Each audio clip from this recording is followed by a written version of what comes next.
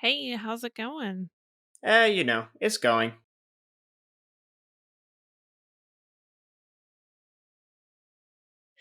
Hey everyone! We are so excited. We have a special guest today that I am super excited that we're going to interview and have a really fun conversation.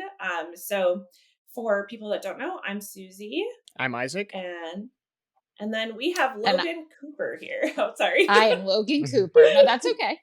so, tell us who Logan Cooper is. Who is Logan Cooper?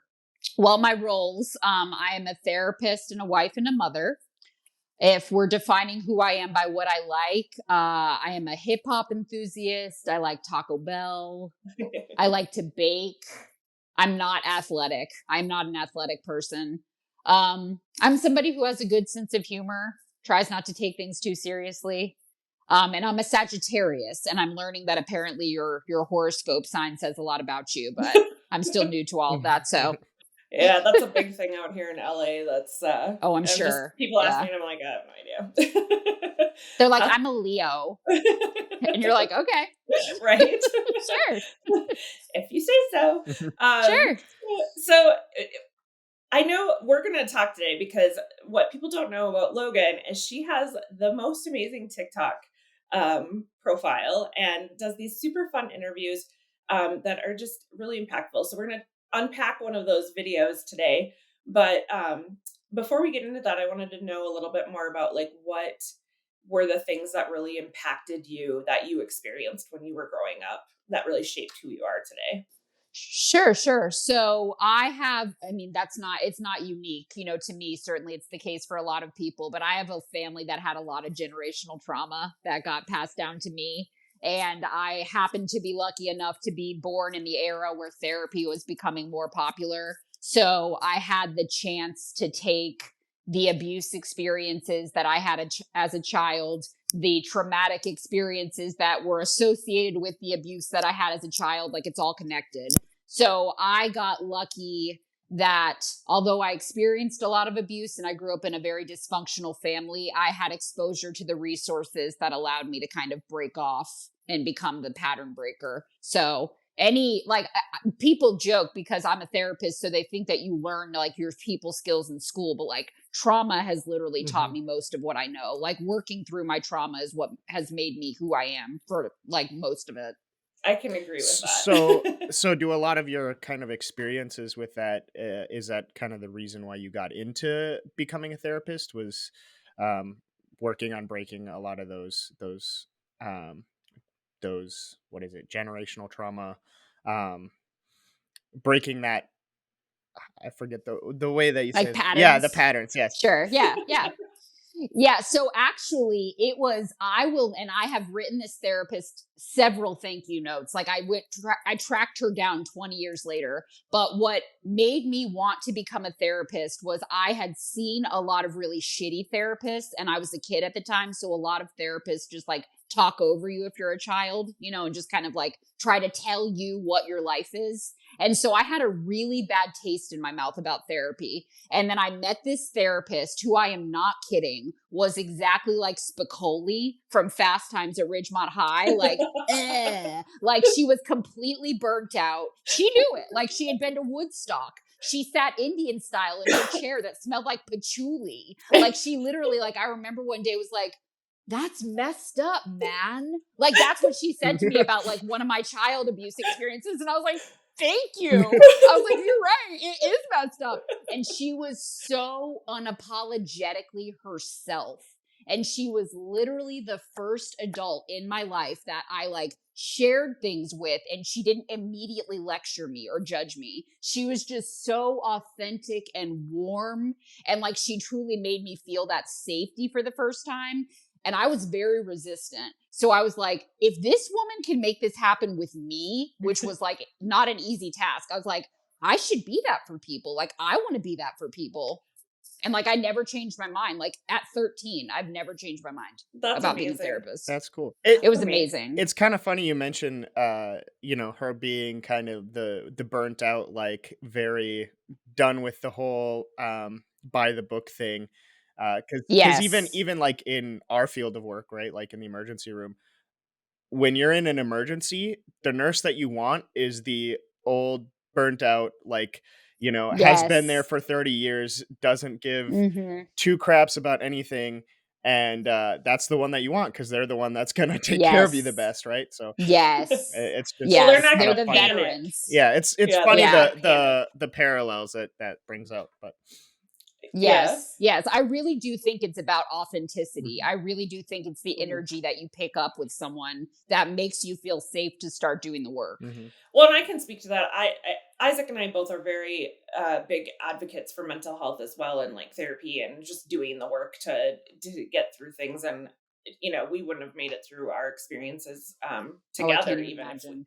Yeah. if we hadn't done that. But yeah, I feel like in general, like even with being someone who's on the other side of therapy, I always tell people when they look for therapists to make sure that they get a couple different ones and that they try them all out because it just doesn't work if you're not connected and you don't feel safe in that environment. Like therapy is a process with two people, and it's so funny how many people feel awkward about that, like they're gonna hurt somebody's feelings. Or and I'm just Right. like, no, no, this is what they do, like they want it to work too. Well, yeah, and quite frankly, if your therapist is giving off the vibe that their feelings are going to be hurt if it's not a good fit, then like that therapist has work to do. Mhm. Like Yeah. I firmly believe that every good therapist has a therapist. Mhm.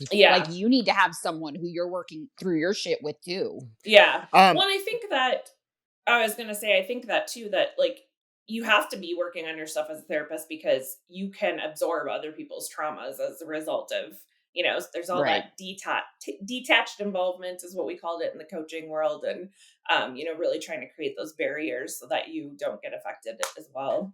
so this just kind of made me think of another question that we don't really have that didn't really have on the list here, but as a Sure. therapist, how would you recommend for people to search, like what kinds of things would you recommend people look for in their therapist? Because I know a lot of people who have tried therapy and it doesn't work out, and then they get kind of discouraged because they haven't found the right therapist, or and then also, well, we'll start with that question and then I have a follow-up.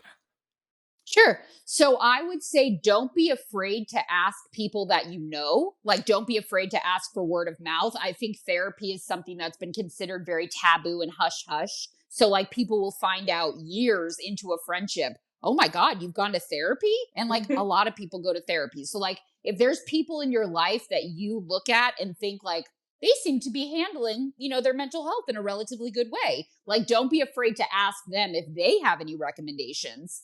And then if that's not possible, I always recommend people go to psychologytoday.com because I the love way that place. Psychology Today works is they have every provider do a profile. So you can look through profiles just like you would a dating website basically, Mhm. and you can read their personal statements, what their approaches are, which gives you a feel for who they are. So I would recommend going on a website like that, searching for the issues that you want to focus on: anxiety, trauma, relationship work. You can search by gender, like you can search all these different criterias. And then I would say, probably if you can, gather maybe 2 or 3 and then put in phone calls with them, because I think that the way somebody talks, the way their tone of voice, like I think that has a big impact. So I would maybe like specify down a little bit and then give those people a phone call for just like a brief consult.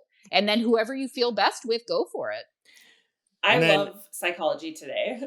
Like yeah. it's It's amazing. good. Yeah, I think having a place where you can kind of shop for your therapist and based on all of those things is Yes. great. Sometimes I think people run into issues when it comes to money and, like, who Yes. accepts my insurance, who's in my network, all of that stuff becomes complicated too. But it just takes a little bit of work on your end with those things. But it is important to Yes. find somebody that you jive with. The other thing I wanted to ask is, in terms of therapy, I think I see a lot of times where um people, they have a therapist and then they kind of fall into this loop where, um at least personally, I think that therapy, one of the biggest goals is to build the coping skills yourself. Like there should be a goal to eventually not really need it anymore, right? At Sure. least for whatever you're dealing with. Maybe you have certain things that you have to go back for and kind of work through or whatever. But like, I think a lot of people sometimes use it um, as a crutch or like that sort of thing. And I wanted to get your opinion on what do you think should be the goals of therapy overall, like that you should go through with your therapist.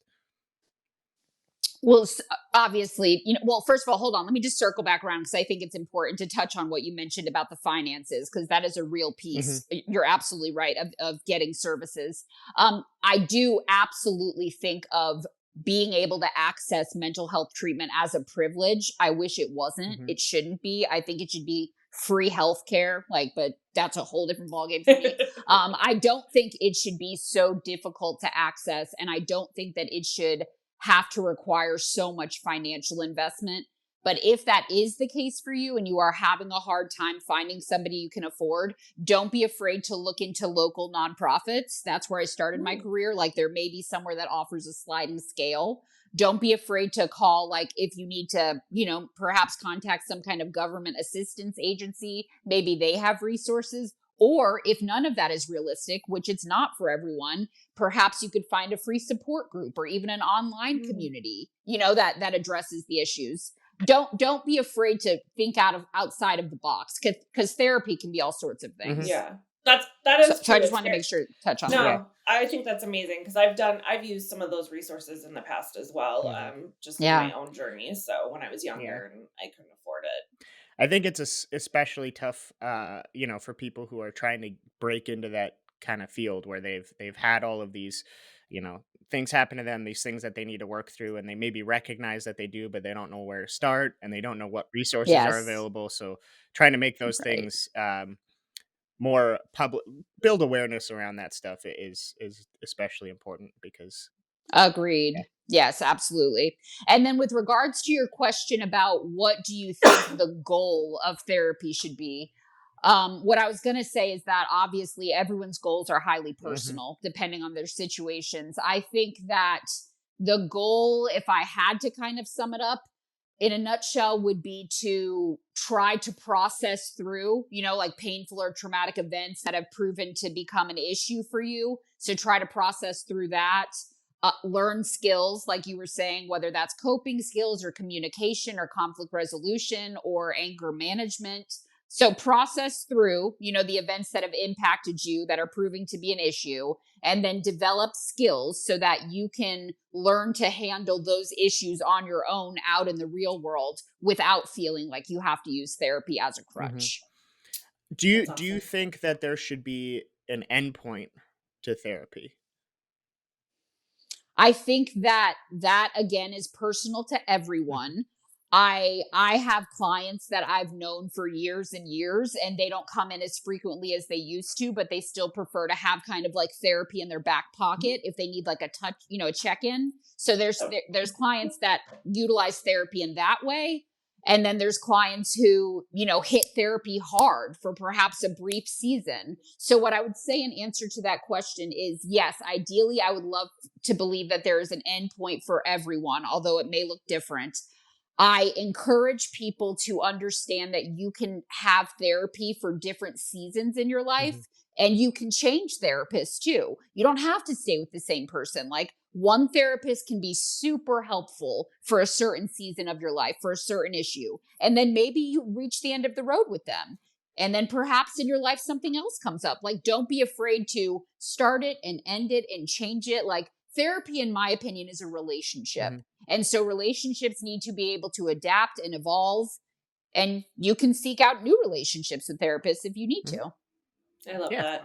awesome. What inspired you to create your TikTok? Because this is how I found Logan is on her TikTok, and we're going to talk about a video that really just kind of stood out to me. But what made you? Your TikTok is amazing, so I am a huge Thank fan. you. But I what appreciate that. what made you decide to create your TikTok to begin with? the pandemic, like, which I think is the case for most people. Like, when COVID hit, I had literally just had my second child a week before the entire world shut down, when nobody knew what COVID was. Like, I was like, oh my God, like I had this baby. So I was at home with my newborn for however long I was going to be, because I didn't know what this thing COVID was. And I noticed on Instagram, people were posting like the classic TikTok dances, that got a lot of people into Mhm. it. And I was like, I like to dance. Like, I was like, I like music. And so I downloaded TikTok. And at first, I didn't use it for anything of substance. I would just like scroll and like watch videos, or I would do kind of like very biting, brash mental health humor. And then I don't remember what caused it or what day it was, but I went on TikTok one day and I just did what I do, which seems to be the most popular thing. I just did this one shot, unfiltered video where I was just like, into the void it goes. Like, what do I have to lose? And I think I was probably talking about either the grief of my mom or motherhood or marriage, something real. And it went viral. And I didn't even know what that meant. My friend was like, oh my God, you're viral. I was like, is that a bad thing? I was like, I don't even know what that means. But it went. And then I was like, oh, I was like, apparently people need to hear about this stuff. I've got time. And so thus it was born. That's amazing. What are you hoping to provide people? That I know, I love it. And I think that's one of the things I really connected with on your videos as well, is just that you're keeping it real. And I I'm think that, trying. yeah, I think a lot of people, you talked about authenticity and like, yeah, there's just a lot of produced things nowadays. And so, people really are looking for those people to inspire them. And it comes from a place of authenticity. And I think that with your background and the things that you like, the hot takes that you have on things, it just, there's a lot of people out there that need to hear that stuff. And, they, again, might be afraid of therapy. Maybe they haven't even thought about having therapy, and so I just think all around it just does a lot of really great things. What are you Thank hoping you. ultimately to be able to provide to people with your content? My most important goal, and I will say this a million times over, is if I can make even one person feel like they're not alone in the world, if I can make one person feel like they are slightly less misunderstood, if I can make someone feel like the road that they are walking is so daunting, but that they are truly not in it alone, then that is enough for me. I love it. I I think love it. kind of that's the same goal with us starting the podcast, and like telling our story is very similar, of like, these things happen. People don't like to talk about them, but we should talk about them, because more people than go through similar things, right? You're not I alone, completely agree. and especially, I'm sure, as a therapist, I'm sure you've heard very similar things, throughout your career, where people have um similar lines throughout their lives of the types of trauma that they experience, and it's like, oh, that's horrible, but also not unique necessarily. Right, right, right. Which is unfortunate. Absolutely. Right. Yes, yes, it is unfortunate, but if all of us are going to, nobody's going to get through this entire life unscathed. So I really do believe that it's not always the initial event that damages the person most. It's feeling isolated Hmm. as a result of it. Like, you'd be amazed at how much resilience you can cultivate when you don't feel alone. When Mhm. you feel like you are alone in the world, and when you feel like everything's closing in on you and there's no light, like you just feel like you're consumed in the darkness, it's going to just send this massive ripple effect through the rest of your life. And it makes the suffering so prolonged. And it doesn't have to be that way, in my Well, opinion. it's like, if we're all gonna be messed up, we might as well be messed up together, right? And Period. then and it's also interesting that you say that too, because there was a video that I saw recently. I don't know if you've ever seen. There's a guy on YouTube called Veritasium, and he did a video of the longest running study on human happiness, and basically the results of that study go to show that the number one indicator of human happiness is somebody's relationships. Do they have good relationships Yes. in their life? And So you mentioned, most of the time the trauma doesn't necessarily come from the event itself, but from the isolation that results from it.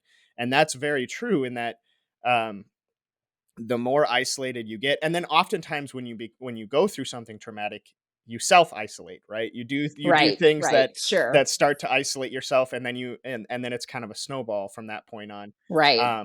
But that's the most important thing is the more alone you feel, the worse it's going to get. So it's Yes. better to speak up and find your people and have cultivate those good relationships, whether it's a close friend or even a therapist or a family member or whoever that you can trust who actually has your best interests in mind. That's going to be, Mhm. the best for you and the most healing for you.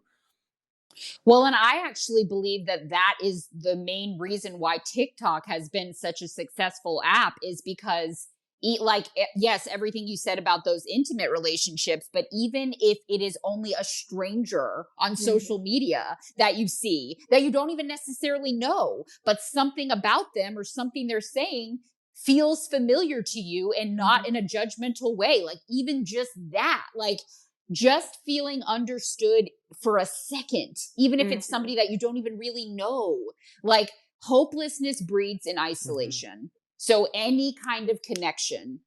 Hmm. Mhm. I think that that specific point of feeling understood, and like you said, somebody out there, even if I don't know them personally, understands what I'm going through. They've been through They it. They get get it. it. Yeah. Yes. And even for myself, like personally, I know a lot of my friends over the years, because I'm somebody who tends to overshare. Like I get into it very quickly with people of like my whole life, and anybody who's been close to me will say the same thing. Like you talk way too much about personal things, and for me, it's like I don't care. But I think a big part of that was for a very long time I was so desperate to be understood, and I figured out that the only way to be understood by people was to share everything about me, and hopefully the people that understand would jive with that. um Now as I've gotten older, I've kind of realized that not everything I don't have to broadcast Sure, everything all the sure, time, sure, because sure. but I think that was kind of the idea. Was I was so desperate to be understood by somebody, but in order to do that you have to share. you know Right. And like for what it's worth, it is very common for most people, especially if you've maybe like self-isolated or if you just haven't shared, for whatever your reasons may be, it is very common for people to swing from one extreme to the other. Like you come bursting out of the gate like Seabiscuit. Like people are like, yeah, I have a voice, like people are like, that is totally normal. And it really is a sign of healing that you start coming back towards the middle. Hmm. So it's not that you're going to be silent and it's not that you're going to make your entire life into a billboard. You're going to be somewhere in the Hmm. middle where you know your voice and you know your truth and you're not afraid to share it, but you don't feel like you have to operate in either extreme Hmm. anymore. That's Absolutely. very normal. Hmm. Yeah. Yeah. It's been fun. It's been interesting watching him as a parent, like go through I'm this sure. process. Because I think your kids are little, and I know that like I don't Little. know about you, but like when Isaac was little, I remember all of those like phases of my life. I remember being a teenager. I remember all that stuff, and so it's just so interesting to see him go through the same types of processes and kind of watch him navigate that. um, Sure. what's been great is, which we're going to get into because the video that really kind of jumped out at me, like the first one that I really like. Oh, and I've always loved your content, but is that one of the things that I've been really focused on in my life at a very early age, pretty much I think like a year after Isaac was born, was I was very cognizant of the fact that we had a lot of generational trauma in our family. And on both sides, my dad and my mom, I could clearly see like the cycles repeating. And I think what happened was I had an email fight with my mother in like 2001. And um and it was one of those things where Isaac was like a year and a half, and I just could see it in black and white, like the gaslighting, the manipulation, the guilt tripping, like the whole thing. And it just hit me like a ton of bricks that like my mom always said she didn't want to be like her mom, vice, it went up the line there. And yet none of them have done anything to consciously change that. And yet then Sure. they turn into that person that they don't want to be. And so it was Right. very clear to me at that point that like if I don't consciously make changes, boundaries, etc., that like I'm going to unintentionally do the same thing to my child, and I Mhm. didn't want to do Mhm. that. So one of the things I've always been really focused on is breaking cycles and Mhm. doing my own work so that I can recognize what those cycles are and what those Sure. potentially bad behaviors are or problematic behaviors, and then figure out boundaries. And it's a continuing process. I mean, even Isaac will say it's just, Yes. it's never ending. But I Right. think, we've done a good job so far. And I think that if I hadn't been working on that so clearly, and then my husband, his dad, was also not as open, and obviously he passed away as a result of his struggles with mental health. Um, but, he was always super supportive of that. Like, he saw the stuff that was going on in my family, and I think even some of his family, he was just like, I clearly want to create something better for Isaac as well. So, um, but kind of going into this video, so I'm just gonna like briefly highlight the video that I shared on my TikTok, and it just really spoke to me because I think it kind of speaks to this whole generational trauma thing. But you start the video by saying like, I need you, so it's in response to a comment where she basically is saying something like, if parents knew how to do better and they had the tools, they would do better. And then sometimes they're just overwhelmed. Like, it doesn't mean that they're a bad person. And you were super respectful. And one of the things that I love about your content is it's like, again, you're very validating. Like, you validate things that is fairly normal for most people, but there's a lot of shame created around it. And so, um, I loved how you worded, you said, I need you to understand that for some trauma survivors, it's not the case that their parents, if they knew better, they would do better and make changes. And so, and then you talk about how some people shouldn't be parents. Some people, are just really, really deeply disturbed, and that they come from a place of irresponsibility sometimes in their procreation. I love that word too, procreating. um, You're breeding. they're breeding. I know. People used to say that to me all the time. They'd be like, "Are you having any more kids?" And I'm like, "My family has procreated enough. We are good." We're done. uh, um, and then you talked about how some parents have made it abundantly clear that they never wanted to be parents, which I think, again, a lot of people experience this. I know for me, my parents pretended, but it was very clear that they weren't thrilled about the whole parenting process. I think they came from a place of irresponsibility and unmet needs, and then that just translates into not great things. Um, and then you just talk about how like some people actually are really abused in their parental Yeah. relationships, and that you said the difference between human error, like someone just messing up or making a mistake, which we all do because that's Mhm. unavoidable, and intentional harm are two different things. And then the thing that I really thought was amazing was that you talk about how when people who have been on the receiving end of this type of behavior from their parents or abuse, that they're already carrying around a lot of shame. And it is so true that, like, when you have a stance and someone else doesn't see your parent like that, or anyone in your life, there is a lot of like guilt tripping that people try to do about trying to make you feel like you need to be a certain way, or you need to be forgiving, or you need to do this. And you taught about how, or you talked about how um that these people have already been taught that there's something wrong with them. They're carrying around all this shame. And then um when people make comments like that, it shifts that blame back onto the victims of who've experienced this versus the people who are perpetuating it. So And then you ended it with, some of these people did know better and they just didn't care. And I think that's the thing, is that a lot of people actually know better. And I think that's the harder thing for people to wrap their brains around, is that someone can know better and still just be wrapped up in themselves and not really care about that. So when you're responding to these types of comments, like, what are your thought processes for that? Because I think it's just the way you did it was funny. It was validating, it was respectful. And I didn't feel, at least from my perspective, that it was um done in a way that would make that person who commented feel bad either. And so I love how you're able to do that. But like, what is your thought process when you go into like responding to those type of comments? What types of comments do you think really kind of get you where you feel like you need to say something about it?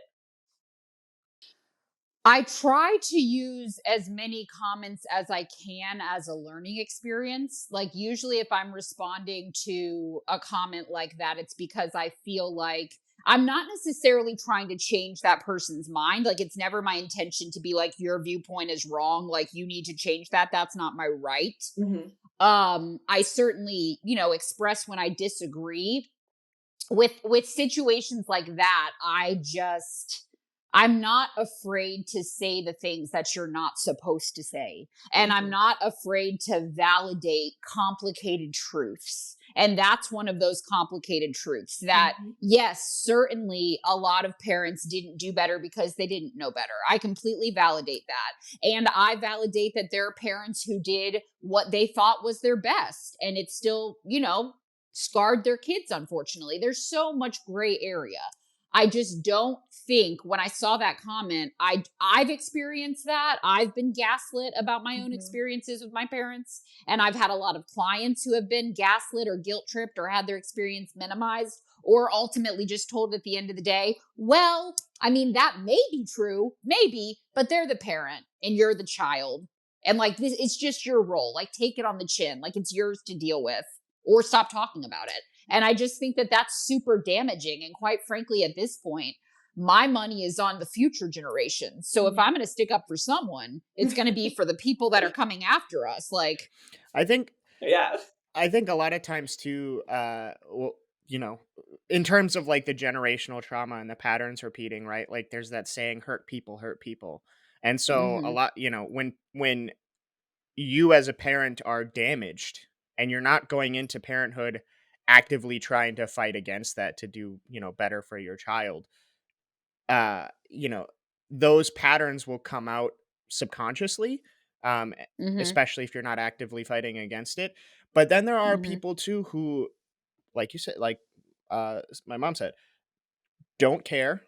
They never wanted to be parents. And yeah, then their children end up as their punching bag because they're hurt. And I think I saw one of your videos where you said that, being a parent triggers you a lot in terms of your own personal trauma of I can yeah, attest with to your that. parents and your family and that sort of thing. And if you're not actively fighting against that, you can take those things out on your kids.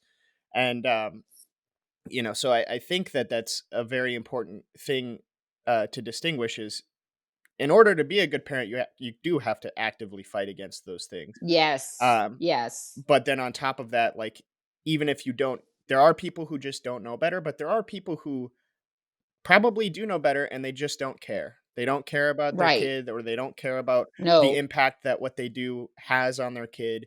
Um, right.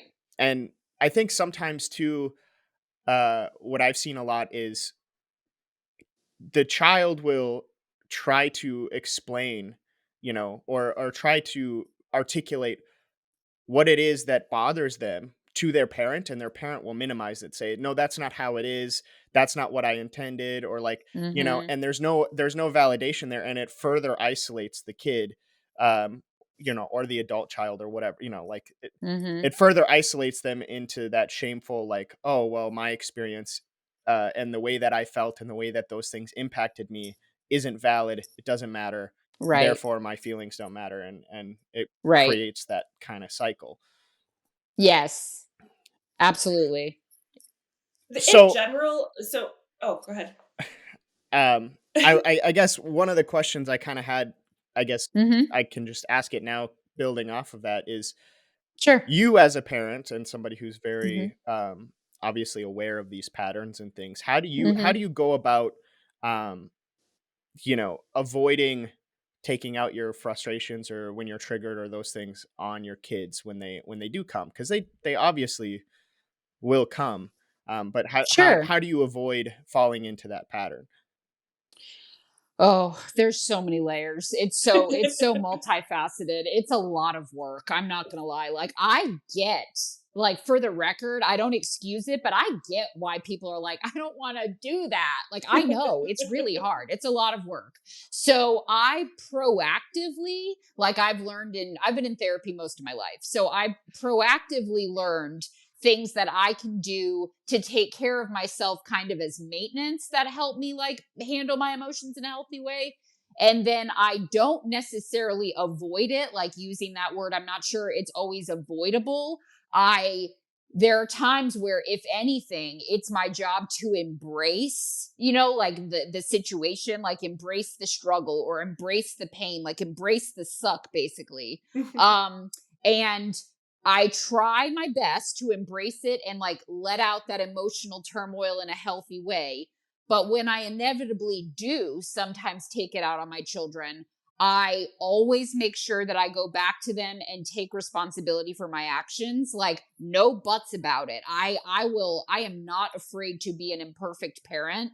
So I take responsibility for my actions. I don't let them if I don't feel like there's something they did wrong because kids want to please. That's the thing. Kids are wired for their caretakers. So my kids will be like, it's okay, mama, I did this. And like sometimes it's true that they played a part in it, and sometimes it's not. And I will literally say to my kids, you don't have to own anything about this, actually. This was on mommy. It was my job to be the bigger person. It's on me. So I take responsibility, I apologize, and then when I've learned a lesson, I do the work after the fact to try to kind of figure out how did that happen, why did that happen, and how can I do that differently. Yeah. It's a giant learning experience. I I think think that that that's oh, sorry. I was gonna say I yeah. think that that's so incredibly important as a parent, like, and obviously I'm not a parent, so I don't really know, but I know from my Well, I was gonna experience say for with my yeah. parents, and the way that they treated me was even as a little kid when I didn't really understand one way or the other, right? I think that both of my parents were very active in, if they messed up, they would come and apologize. And I think that a lot of that's one thing that I see a lot of even with my friends and their parents, or all sorts of other things, right? Um, is that a lot of parents end up prideful on some level, and they don't want to admit to their child when they've made a mistake. So they don't apologize, you know? So my theory on that is actually that those people are very shameful Mm, and they have a hard time apologizing because the generations before us were very much parented with mm, shame and fear. Mm, So I think that the result of that, and I'm sure people have a million other theories, is that they were raised to believe that it's not that you did something bad, it's that you are bad. mm, You are a mm, bad person. You are a mhm, bad kid. Like bad boy, bad girl. Like don't be a bad kid. And so I mhm, think that when those people grow into be adults, it feels threatening for them to apologize and acknowledge something because mhm, to them, they're not able to discern, I'm a good person who made a choice that perhaps I wouldn't make again. What they hear is, you're so terrible. You're mhm. so awful. You were never a good parent. Everything you did was wrong. Like, that's why you hear so many parents go to the extreme of, I'm sorry I wasn't perfect. Nobody's Mhm. expecting you to be perfect. you just It's not about you. Yeah, like, you just have to own up Yeah. to your mistakes, and yeah. and I think that that's one thing that's so incredibly important, is even when your kids are really young and maybe you don't think that they would understand, they do. They soak up Mm, in kids. mhm, Look at any psychology book about child life development or any of those things. Kids soak up information from such a young age, and it everything they internalize everything, And if you are able to apologize and admit, even to a 2-year-old, that, "Hey, I Yes. overreacted. I'm sorry. That was a mistake on my part." Kids will learn from a younger age that, "Oh, my parents aren't perfect." And Right. that's okay Mhm. because it establishes Yes. that communication. It allows for that growth because I mean, that's the reality of it is nobody's perfect. Everyone's going to make those mistakes. No. But even in life in general, it's important to be humble enough to own up to your mistakes and try to do better, and the way you own up to them is by admitting that you made a mistake. And a lot of people don't want to Mhm. do that because of, like you said, kind of the shame surrounding that. They feel like Mhm. by somehow admitting that they made a mistake, they're admitting that they're a bad person. Yes. And Yes, I and think I for think it oh, sorry, go ahead. No, go ahead. I was just gonna say, I think for me, one of the things that was very clear is that was the same thing that I experienced growing up was that, you know, that emotional manipulation of like, you know, I'm sorry, I'm such a horrible person. And, Right, just right. the inability to just acknowledge where I was coming from as a child. And that was something that I very distinctly remembered. And so when Isaac was born, and I just remember looking at Isaac and I'm just like, he's a little person. He's still a complete person, like an individual person. And I wouldn't Right. treat another adult this way. Why would I treat my child this way? And of course you have to adjust it for age appropriateness, right? Like you can't Sure. have adult conversations with children, but Right. you can pare things down and make them understandable on their level. And then I do think it's hard. You have to walk a line between um acknowledging and validating and apologizing when necessary, but also not crossing over into emotionally burdening your children either, because I think Sure. that can be a Mhm. really fine line where sometimes you can overcompensate and then you go on the opposite side of it. And so, Right. um, Yes.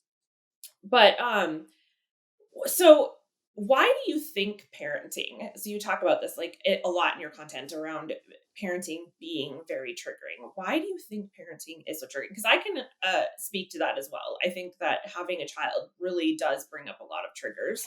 Sorry, I'm not So perfect. what is Gosh, no. God.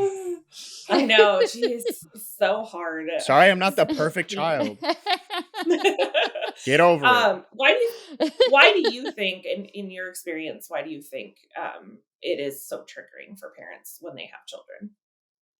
I mean, I think even under the best of circumstances, raising humans is hard. Like, I think it's hard for anyone, even if you don't have trauma, which I guess you Right. could make the argument that everyone has some kind of either big T or little t trauma somewhere along the way.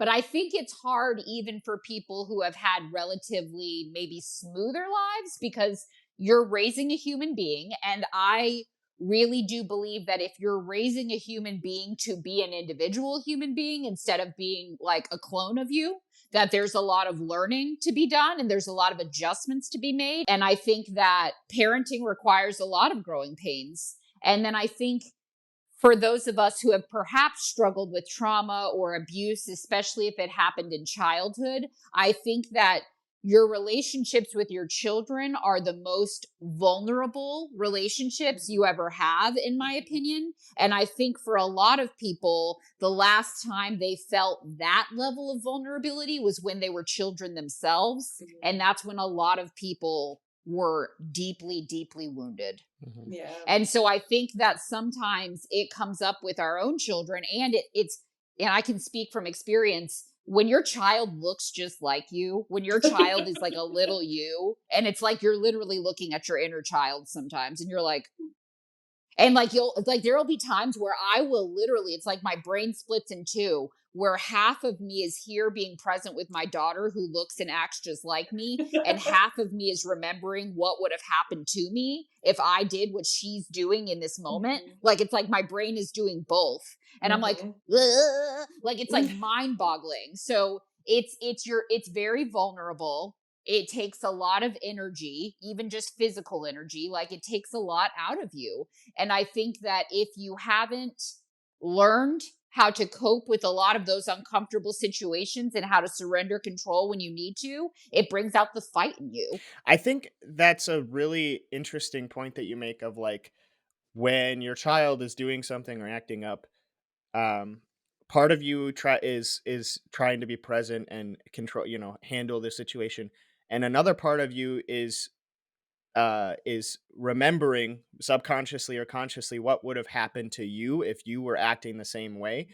I think that's a really interesting point because I think a lot of people who are parents probably don't make that distinction. And instead, it's Mhm. learned behavior. So Right. I was treated this way when this happened to me. So therefore, this is how I'm going to treat my child. Right. Whether or not that's conscious or not is Right. usually probably unconscious.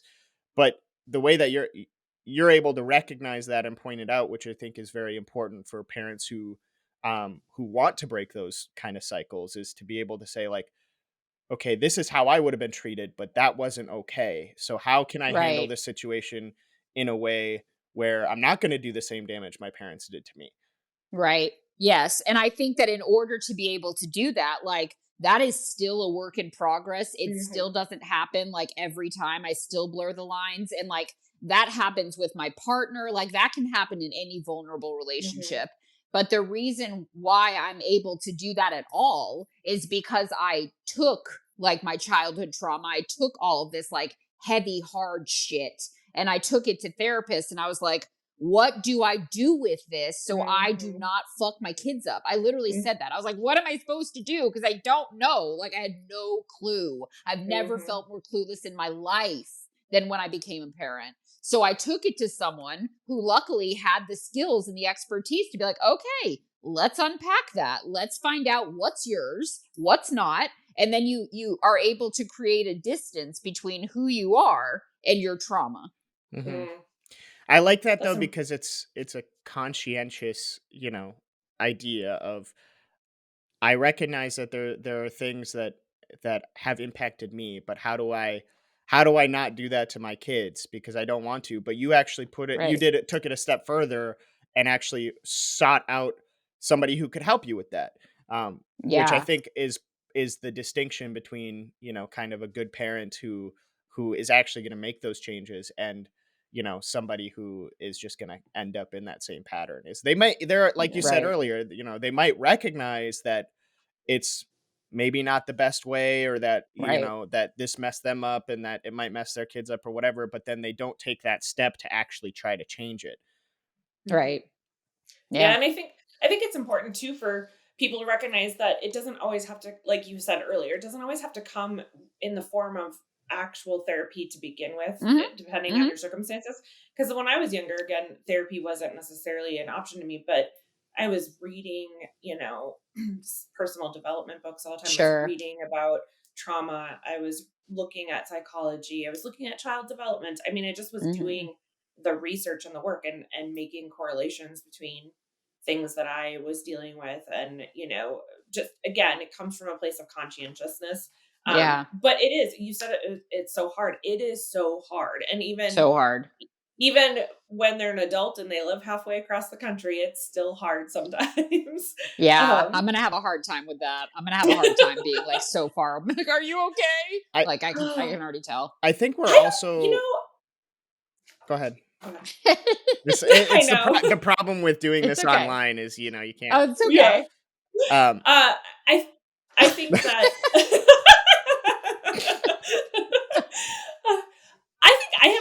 I honestly haven't had a hard time with the distance, surprisingly. I think Mhm. nowadays and age with the video chat and things like that, it does make it easier. I can't imagine doing it 20 years ago when we didn't have No. video phones.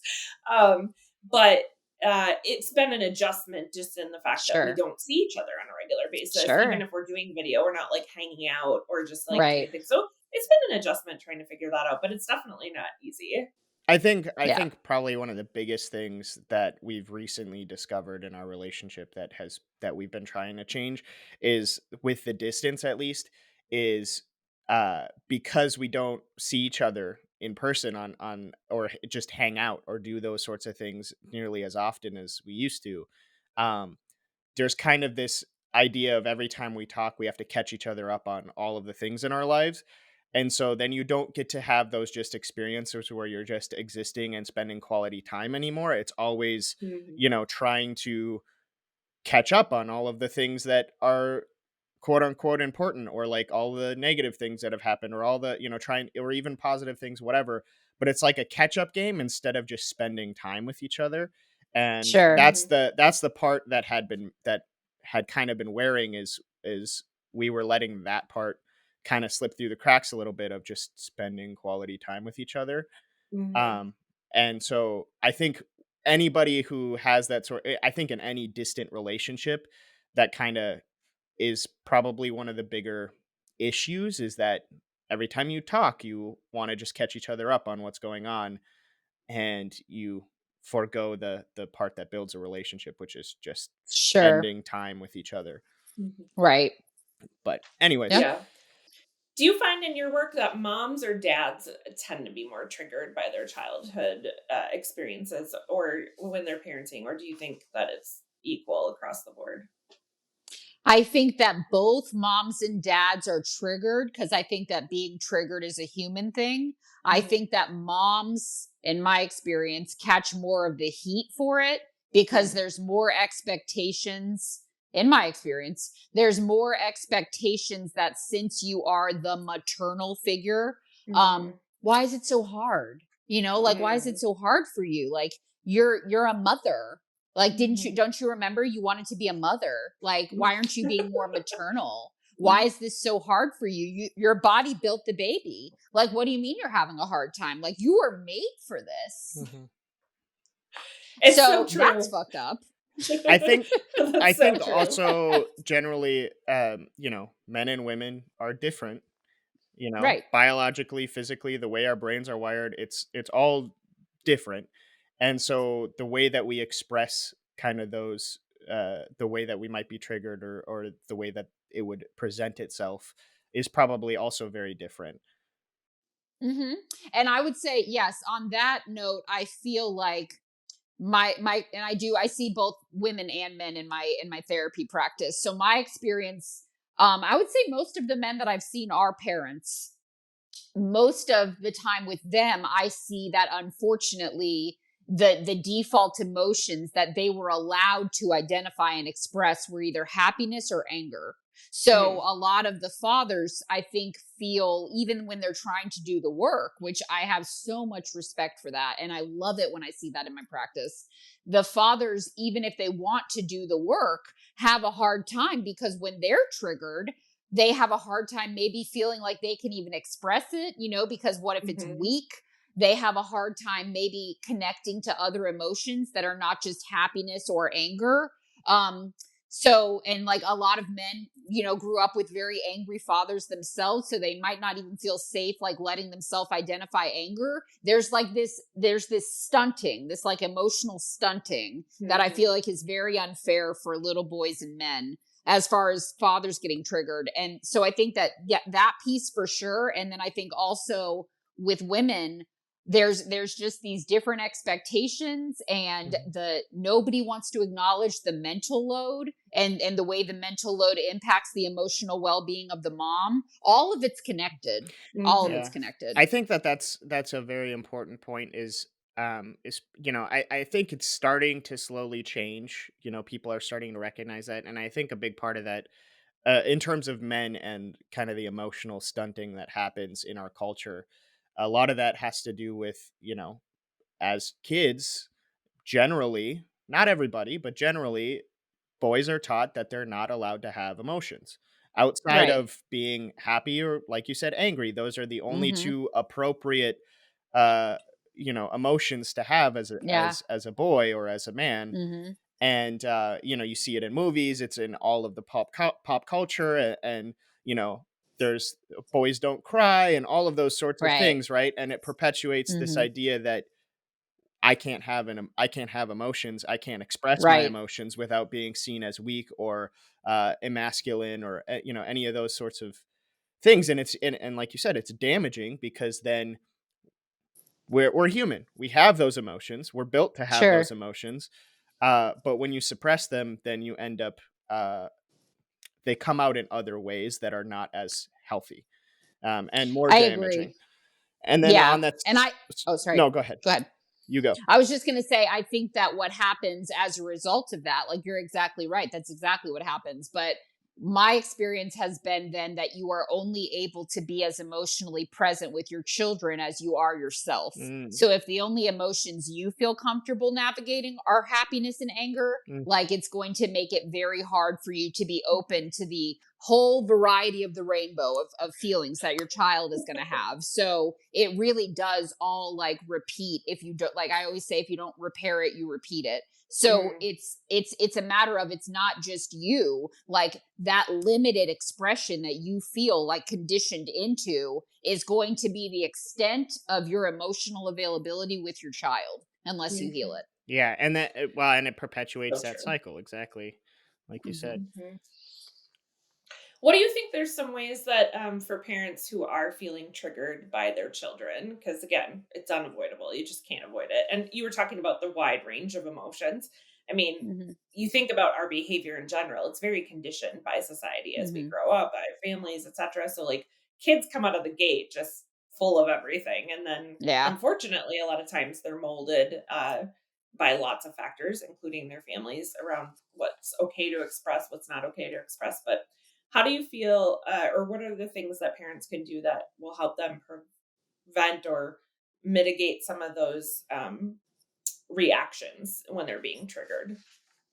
I think that, as I've already mentioned, obviously I'm an advocate for therapy, but in addition to mental health counseling, I think that it's a good idea to know your brain chemistry. So, like, I'm a mom that is a better person with medicine. So, if you're Mhm. somebody who needs to also seek a psychiatrist for some of it, like, it's really hard to fight your brain chemistry. So, if Yeah. you're having a hard time, and like behavioral changes, you're trying your best, but you're still really feeling this way, it is okay to accept like better living through chemistry. So Mhm. if that's something that people need to explore, I encourage them to. I encourage you to have some form of self-care, because in order to be able to take care of your children well, you need to take care of yourself. So I think everyone needs an outlet. I think everyone needs something that helps them remember who they are and like recharge, so that you don't always feel like all you are is a parent. I think that we live in a day and age where there's so many resources for parenting with trauma. So Mhm. listen to the podcasts, read the books, join the support group, watch the TikToks, like whatever feels good for you, do that. And then I encourage you to examine the relationships that you have in your village, because Mhm. it's much easier to be the kind of parent you want to be if you're surrounded by people that are also doing that work. Hmm. So our close core friends that also have children are people that we would be happy to see our children grow up into. Hmm. Like, the only people that I want around my kids are people that I am comfortable assuming my kid is looking at them like a role model. Hmm. I That's think, a really great way to think about that. yeah, I think that part is especially important in most relationships of like, they say in order to grow, right, you should not you if you're the smartest person in the room, you're in the wrong room, right? It's Right. kind of that same line of reasoning of if you are trying to grow and be better, you need to surround yourself with people who are doing the Yes. same, who have the same goals, who Hmm. have the same ideas about, you know, how they want to proceed in life. Yes. Because it creates a positive echo chamber, I would say, where you because if you're surrounded by people um who aren't encouraging or aren't doing the same things that you want to be doing or making those changes, it makes it increasingly hard for you to do that, because now you have to go against the grain of other people Mm. in your life. And people have their opinions and they have their judgments and all of those things, and if they're not doing what you want to be doing, they're going to judge you for it, and that makes it harder Right. for you too. Yeah. It's also super confusing for the kid. Mhm. Like, Yeah. imagine that. Like, if you're getting one message at home, and this is the case with so many parents, and I believe that their intentions are truly good, where the parent is preaching at the child like, know your worth, like stand up for yourself, you deserve better. Like, they're preaching all these healthy messages to their children because they really want their children to believe that, and I love that. But you also have to remember that your children are seeing how you're treated as well. And your children Mhm. are seeing how who you surround yourself with, and that will be their normal Mhm. until they learn differently. They will assume that that is best and normal. Yeah, I think that's That's the so true. you're an example as a parent, and you're the example as a parent for your child, right? They soak up everything, and I also don't think that people recognize how much their kids watch them and pay attention Oh and yeah. imitate. And so if you're, uh if you're doing something, that you don't want your that you wouldn't want your child to imitate, then you probably shouldn't be doing that thing because they Right. will inevitably end up imitating it. Right. Mhm. In some way. Agreed. Yeah. Mhm. Sure. So, what just to kind of wrap up, because I think this has been such a great conversation. For people who are listening, what are top 3 things that you wish people knew about themselves? Top 3 things that people knew about themselves. The things that people have made you believe about yourself so that they can control or abuse you do not have to be true. You can change that narrative at any point in your life if you want to. It's a lot of work, but you can change it. Um, Prioritize whether or not you like the people you're around before you like lose sleep over whether they like you or not. Like, pay more attention to like, do these people bring out the best in me? Like, be more particular about the choices you're making in your lives, and prioritize your own well-being. Like, that's not selfish, it's smart. Like, it's smart to preserve yourself so that you can be a better version of yourself. And then I would say, probably most importantly, is that you are not a bad person just because bad things have happened to you. You're not a bad person just because you've done bad things. Mm, You can heal and you can be a better person while also acknowledging that you've made choices you probably wouldn't make again. Mhm. yeah. One I love that. one thing that we should probably touch on quick before we wrap up too is the topic of resiliency. And so obviously kind of the one of the big things that we try to promote, and the goal of us sharing our story through this podcast and everything, is to show, obviously, that people aren't alone and that sort of thing, but to show that resiliency is such an important thing in terms of living a happy, healthy life, because bad things are inevitably going to happen to you, and how you react to them and how you face those challenges uh essentially end up defining your life. So how would you recommend that people develop and build more resiliency in their lives? So for me, my experience has been that resilience is the ability to adapt through and make meaning of the tragedies or trials that you've had in your life. So it's usually not a part of the plan, right? Like these Mhm. terrible things that happen to you that all of a sudden you didn't know how much resilience it was going to require. So all of a sudden you're trying to cultivate it. So I think that a resilient person is somebody who has learned to adapt through the unexpected awful things. They have learned how to make meaning from the experiences and learn from them. And that is not me saying that everything happens for a reason. I think that's an incredibly toxic message. Hmm. But I if it think so too. has happened to you, there's no taking it back. And you will be better served going forward if you can make some meaning out of it or learn something from it. And I think that resilient people are also in the habit of practicing gratitude, even if it's the smallest thing, the smallest part. Like, with tragedy and trauma, there is immense grief, and it is Mhm. so painful and bitter, and it can swallow you up. I get that.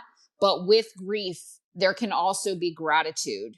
Hmm. It's Mhm. just kind of hard to find sometimes. So I would say being adaptable, being meaning making, and being in the practice of gratitude, which is different than just telling someone be grateful like it's this permanent state of being. Hmm. Like you Yeah. should always be grateful for all the things. Like, no, the things that happen to people are terrible, like Mhm. gruesome. There's no excuse for some things. I'm not grateful for that thing. but maybe perhaps someday, like said, some point today, you found the smallest thing to be grateful for. And that is Mhm. always going to be better than finding nothing at all. Yeah. Yeah. I think I think there's a saying that I say a lot, what you think about is what you bring about. And Hmm. so, at least for me, I'm very conscious of the reality of my life and the situations and stuff, but I really try to think about, again, finding meaning. What can I learn from these things? How do I move forward? How do I change course? And if you get stuck in that loop, which again, it is hard. I mean, I've been to those dark places as well. Sure. Sometimes it can be really hard to bring yourself out of it, but yet you just gotta do one little thing and just keep moving One forward. little thing. One Yeah. The little tiniest thing. thing. Yeah. Anything. well, and I Mhm. like that idea of you know, for one, practicing gratitude is obviously very important for that sort of thing. Trying to find, something to be grateful for, the little things or whatever. Like even in my experience, right? Like I lost my dad. It was the worst thing that has ever happened to me, and because it was obviously in a very kind of traumatic and sudden way, but through that experience, I am actually very grateful for what it's taught me about life and what it's taught me about people and mental health and kind of that whole path. And also, I'm grateful for the people in my life that have supported me through all of that. Um, and then also, kind of like you said about trying to, even though not everything happens for a reason, obviously, No. bad things happen to good people, and sometimes that's just the way that it is. It doesn't Right. it doesn't mean that there was a reason or a purpose behind it, Right. but humans are built to try to find meaning. Right. And so if you can find meaning or can find some sort of lesson to learn in your experiences, even if they're bad experiences, then that allows you to grow more as a person and, like you said, kind of build up that resiliency. So then as a parent, right, your goal is to not traumatize your kids. Right. Um, and It's inevitable. if you're successful at that, like A that's a little bit. great thing. But you also don't want your kid to be sheltered to the world because Right. you send them off into the world when they're 18, and if they don't know, well, then they're gonna be traumatized because they're gonna inevitably walk into something, that maybe they weren't prepared for and they don't know how to deal with and that sort of thing. So how would you try to build that resilience in your kids without, uh when you're still trying to avoid them going through anything that would necessarily be traumatizing? Because I think a lot of people, when they go through trauma, right, there's kind of a, either they get stunted and then it takes them a long time to come around, or it's trial by fire, right? Like Sure. you go through a traumatic thing, and the more resilient you are, the more you're going to try to grow from it and learn from it and that sort of thing. But some people only learn that through the traumatic experience, through going through something. Mm-hmm. So 100%. so when a kid when you're, trying not to traumatize your kids to the best of your ability, how would you still build that resilience without them going through, you know, the catalyzing event, I suppose? So I'm very honest with my children. I'm age appropriate, but I'm honest. And one of the most impactful things for me was my mother's suicide. And so my daughter is old enough and smart enough to ask, like, she's noticed we don't have any grandparents, like, both my husband and I's parents are deceased. So Mm. my daughter asked, like, do I have a grandma? Why don't I have a grandma? And I was honest with my daughter where I said, you don't have a grandma. And she asked me how she died. And I told her, I was like, her brain was sick. I was like, your Mm. grandma had a really sick brain. And unfortunately, she wasn't able to kind of find the healing that she needed with that. So when she asked me, because kids ask hard questions and Mhm. kids ask hard questions about things that of course you hope they never actually experience. Like it's every, like your prayer, like, please let my kid, miss that thing that happened to me. But they're going to ask questions about those things anyway. So with my children, I am honest about taking care of your mental health because I think you will be able to take on life's tragedies and, tribulations a lot more effectively if you're taking care of your mental health. So I try to tie together my big loss with my mom to this lesson that I can present to my children about taking care of your mental health. And then I model practicing gratitude for them because I believe that's a skill of resilience. So I model for them. I talk about the things that I'm grateful for, including them. I tell my children I'm grateful for them. So I model practicing gratitude. I'm honest with them about the bad shit that happens in the world at an age appropriate level. And I try to frame as many things as a learning experience as I can. So I not only do that for myself, like, because I used to, like, if I was running late and I'm stuck in traffic, I would get such road rage, you know? Like, I'd be like, God damn it, you know, like cursing at the steering wheel. And my kids are in the back seat. And the reality is, like, I can either model that for them, like, I'm stuck in traffic or there's an accident and I'm just going to get really angry because this is not fair. And it's not. But, like, instead, I will say to my children, and I say it even though if they can't see my face, I'm like I'm in the front seat, barely believing it myself. But I'm like, well, that was a learning experience.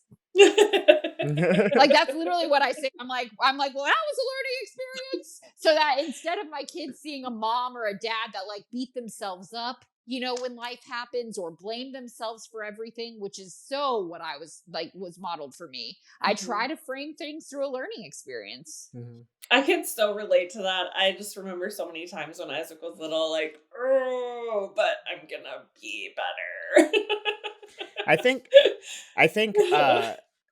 kind of what you said too is very important of you know, being honest with your kids, especially when they ask the hard questions, because I tend to subscribe to the idea that if a kid is old enough to ask the question, they're old enough to have the answer, right? Like if they are old enough and smart enough to come up with that question, well then they are clearly able to make the connections to even think about that in the first place, which means that they are smart enough, they are mature enough to receive the answer. And you know, you don't have to be so you know, blunt about the answer. Like you said, you have to still give it in an age appropriate Right. manner. But you know, it's like if they're able to have that question about the world, why should you prevent them from having the answer? All it's going to do is either raise more questions or tell them that they're not allowed to ask questions, and then that inevitably ends up stunting them as well. Yes, absolutely. Plus, we don't know what we're not taught. Hmm. So, another example that I think is really important to do with your children is my daughter will ask me why she can't do like sleepovers, you know, with like friends that are just casual friends from school.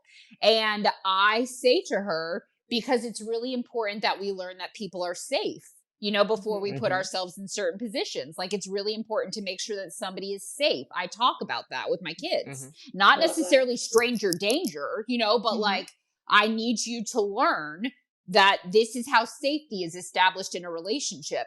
And because I had that conversation with my daughter, who was maybe 4 at the time, she's 6 now, maybe 4 at the time, she ran into a little girl's house one day who lived in our cul-de-sac in our old neighborhood, and the little girl's dad was inside, and my daughter came back out but not her friend. And I said, hey honey, what's going on? And she said, that man inside made me feel unsafe. That's And I I was love it. like, damn.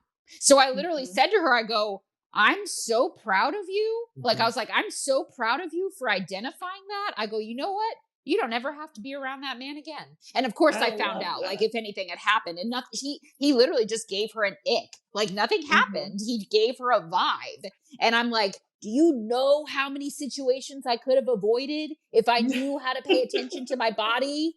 well, and it's all, I you know, know. I think that's a really important thing to, you know, on that specific topic, right? Is a kid learning how to identify, you know, something's off here. I don't know what it is, but something's off here, so I need to remove myself. That is incredibly important and incredibly useful. So that's really cool to have that Yeah. experience. I think also one thing that's very important, and I'm sure you would agree with this for kids, is it's more important to encourage, you know, I think a lot of parents, kids are constantly trying to soak up information, right? And so Okay. they're why? Right. Because they want to understand, right? Sure. And I think I've seen, you know, a lot of parents who shut that down, where they're like, Right. they get annoyed that their kid is asking Sure. why all the time. But when you really think about it, they're asking why because they're trying to understand. They want to Right. understand the world around them. And so as frustrating as it may be sometimes, indulging in answering their questions and helping them to understand, um, it encourages them to ask questions as an adult, and it allows them to grow more and more as a person into an individual who has their own thought process, who can, build those skills. And but when you shut those things down, right, you end up encouraging in the kid that asking questions is wrong or not Right. okay, and or you make them feel stupid for not knowing or that sort of thing, and then inevitably Mhm. they stop asking questions, and that's not good for anybody realistically. In life, you need to ask questions if you're going to grow or if you're going to be able to do anything. Yes. Mhm. And as a parent, you need to be comfortable with the idea that sometimes the answer is going to be, I don't know. Hmm. Like, I don't have all the answers. I don't know. Like, I know you Mhm. think that because I'm your parent, I'm this book of information. And sure, I do know some things. Some things I know a lot of things about, but like I don't know everything. And again, that this is related to that idea of shame, where you are only going to be able to say to your child, I don't have the answer to that question, without making them feel punished for asking. Because people will get so frustrated with not Mhm. knowing or not being in control, that they will then take it out on the person Hmm. asking the question. I don't know. Why are you always asking a question? Why this? And it's like, so probably somebody for you didn't model that it was okay to ask questions, or Hmm. probably somebody made you feel stupid for not Mhm. knowing, made you feel like you need to know everything or else you know nothing. This is how that comes up. Hmm. So you Mhm. have to be able to be like, I don't know. And you also have to be able to sit in the fact that there are going to be, and all of this is easier said than done, but there are going to be situations that you are in with your child that are so uncomfortable, and that you can't immediately save them or save yourself from them. And you have to be able to say, I don't know exactly what this is going to look like, but I promise you we're going to figure it out. Yeah. I think And I that's the think that other. comes back to mom. Oh. I was just gonna As this say, comes back. ah, the struggle is real. Um, I think that's the important thing too. When you say I don't know, is then going, but we're gonna figure it out. Where we'll figure it out. Yeah. Let's learn together. And then you Right. teach your kids those skills, how to learn about the world, how to find the Right. answers that they're looking for, even if they don't know. Right. Anyways, sorry. Actually, I was going to say the exact same thing. Of So. course, yeah, it works out. Oh, oh my goodness. Are there any of your TikToks that you can just think of off the top of your head? We'll just kind of wrap this up, but any of the TikToks that you've done that are like your personal favorites, uh, I and mean, I why? really love reading a troll to like absolute filth. Like, I get I love such that when you do a that too. dark tickle from putting an asshole in their place. Like, that is quite delightful for me. Oh, So in you a do it fun, so well too. oh my God, it's like I'm literally like, think, think, think, think, think. Bye. It's so much fun. I love that. So in from a petty place, that is really fun for me. But from a place of more personal growth, and all that jazz, I think that the ones that I've done where I've just like kind of taking it full circle back to the first video you mentioned, where I'm just really off the cuff, like plenty of them I'm crying in. And like those Yeah. are videos that I just do in the moment in one take. And I just trust that that message is going to find the people that it needs to find. And it always has. Like, I can't tell you how many messages I get, because not everybody feels comfortable commenting because they're still Yeah. in their own journey with some of this stuff. And Mhm. that's okay. But I can't tell you how many messages I've gotten from people like, I thought I was the only one. Like, I feel like you're reading from my diary. I can't believe you like, thank you so much for saying that. I'm not a bad person. I'm going to be okay. Like all of these things where it's just like raw human authenticity, raw human emotion. And like the universe really does. Uh, Again, not everything happens for a reason, but like whatever's up there, something, whatever, they really do Fortune really does favor the brave. Fortune really does favor the authentic people who aren't perfect. They're very messy. Life has been a winding road, but they own it and they're willing to be honest about it. And they're willing to be brave enough to put themselves out there so that other people don't feel alone. And that is always the most amazing thing to me, is like in the comment sections of some of these videos, it's not even me anymore. It's other people in the comment section building each other up, and they don't even know each other. So I'm like, thank God, like there's still good in the world. This is amazing. Like it's amazing that you don't even know this person and you are right there commending them for their bravery. And you just see it like a domino effect. And I'm like, yay. Like, thank you. It's cool to see. Sorry, that was the answer to the question. It's cool to see the impact that you have on other people on that level, you know? Yeah, and then they can impact. Like it really is. Like it's just like, yes, and then it continues on. And like that's just like such an amazing breath of fresh air in a world that feels so upside down. Well, it's always, even with us, like in our podcast, it's always so amazing to hear when people share how, you know, what we've said has impacted them, or you know, some of the ideas that we've shared, and like how they how it's helped them, or how we put something has made a light bulb go off for them in their life. Like hearing those experiences is very cool, because you get to recognize like, oh, my words had an impact on this person. Yes. Yeah. Yes. There was meaning to be made in whatever experience, like, which probably really, really sucked at the time. Like awful. You didn't know how you were going to get through it. But like, look now, like, look at how amazing that is. I think that is one of the coolest things about the human existence. I agree. Yeah. Well, thank you so much for joining us today. Oh, our first interview. Super excited about it. Yes. Yeah, this was awesome. Where can people find you? Yes. I am most active on TikTok at Crooked Counselor Cooper. I also have an Instagram, but I don't really post on it as much. So yeah, if you want to find me, head to TikTok. Or I think I'm going to start doing some more Instagram reels, but mostly TikTok. Okay. Nice. And what's your handle? Crooked Counselor Cooper. Perfect. Yeah. Yeah. We're going to put link that all all in the that description. in the episode. Yeah. Cool. And the video that we were talking about earlier too. So, well, thank you. Yeah, I had to go back and watch that one. I was like, when you sent the link, I was like, oh God. I was like, you never know. Like, what? I was like, which it's one? just a video of you bawling, and that's it. You know. My job here is done. Right. Exactly. Well, thank you. You're welcome. Yeah. Thank you, guys. This was such a pleasure for me. Hey, you know how this works. If you like this episode, or just like us in general, you can find us at It's Going Podcast on all the things. Don't forget to check out the links in the description. And thanks for hanging out with us.